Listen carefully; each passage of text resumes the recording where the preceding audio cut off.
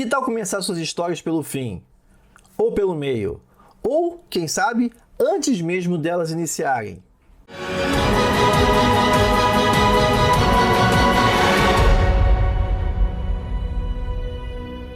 E aí, tudo fantástico com você? Nesse processo de criação das suas histórias fantásticas de fantasia, gótico, horror, ficção científica, ficção weird, ou quiçá outros gêneros, uma das etapas é como é que eu começo essa história aí? Qual é uma forma, existe alguma forma de capturar a atenção do meu leitor e da minha leitora logo no começo? Então o objetivo desse vídeo é mostrar aqui 3 possibilidades para você, prezado escritor, prezada escritora, principalmente quem está começando essa caminhada aí da escrita da literatura fantástica, a pensar outras perspectivas para você capturar já a atenção do seu público leitor. Nesse aspecto aqui é importante destacar que existem diferentes formas de você começar a escrever a sua história, inclusive a tradicional. Quando eu digo tradicional, é bem do padrão dessa história linear, como por exemplo a gente vê em Contos de Fadas, com o famoso Era Uma Vez, onde você já começa uma história linear e mostra a trajetória do seu personagem ao longo da narrativa. Ou então você vê isso também em grandes clássicos da literatura, para citar um caso do Charles Dickens, com o romance David Copperfield, onde o começo é do começo de fato. O personagem fala, para começar a minha vida, com o começo da minha vida, ou seja, que é algo mais começo do que isso, né? Onde o personagem começa sua trajetória narrando o seu nascimento.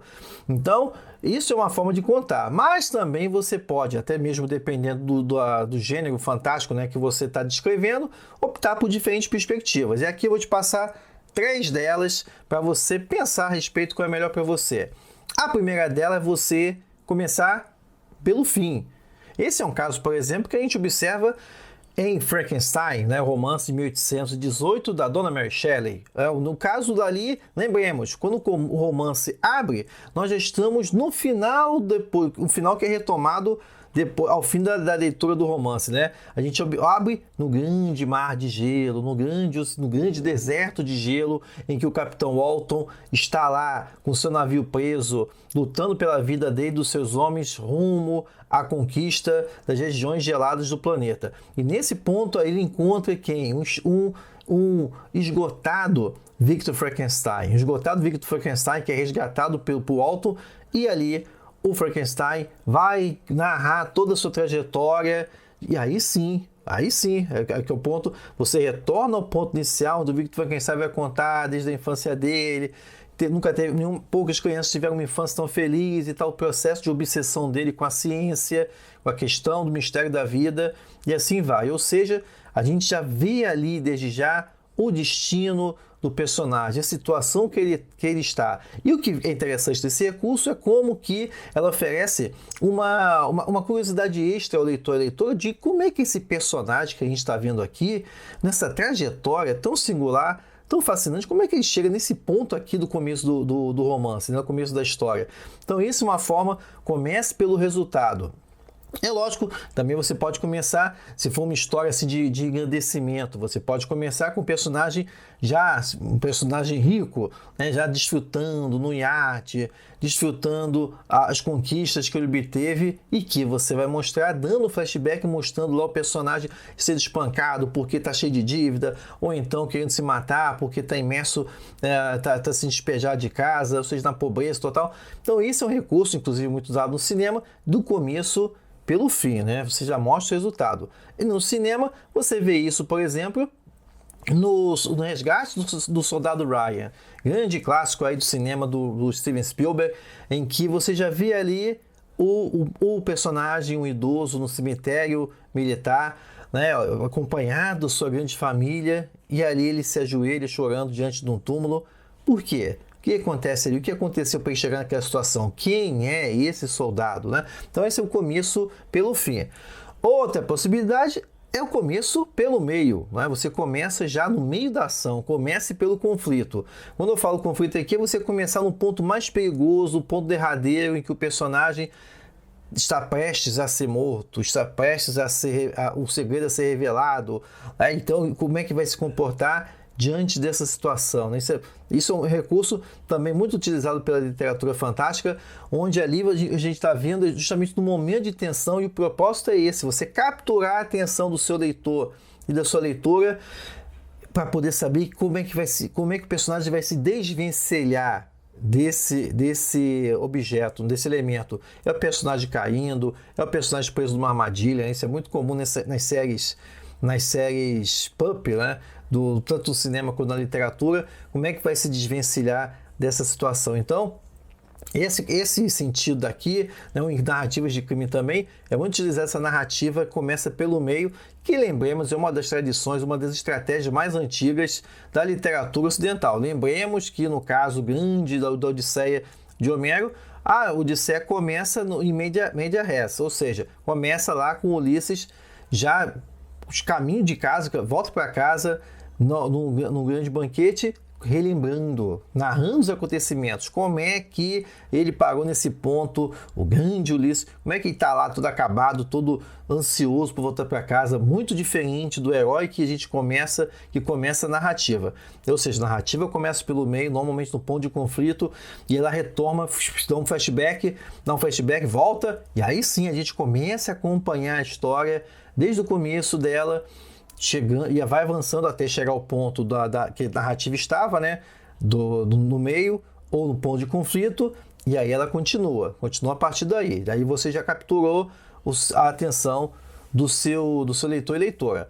E, por fim, é começar antes do começo, ou seja, você começar num prólogo, em algo que antecede ao acontecimento principal, antes mesmo da ambientação, antes mesmo de você mostrar, para usar uma estrutura aqui, né? Antes mesmo de você fazer menção ao mundo ordinário, à situação atual do seu personagem, no mundo em que ele está. Então, começa antes. Para citar um caso que todo mundo lembra aí, vou citar aqui o caso da adaptação cinematográfica do Senhor dos Anéis, né? Se você tomar também os livros, se você tomar os livros numa linhagem, você vê também que as obras anteriores são como um prólogo para os acontecimentos que serão descritos na trilogia do Senhor dos Anéis. Mas no filme isso fica mais claro, principalmente no primeiro, né? A Irmandade do Anel, onde antes de a gente ser apresentado ao condado, antes da chegada do Gandalf ao condado, para as celebrações da festa do Bilbo,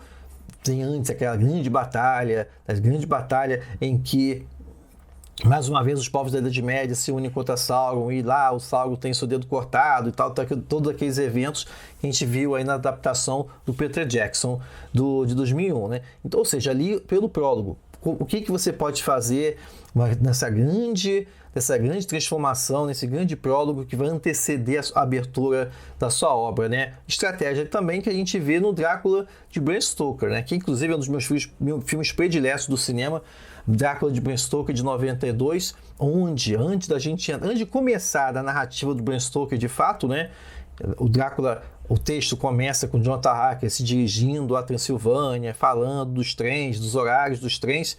Aí, na adaptação cinematográfica, o Coppola, na visão dele, ele acrescenta um prólogo.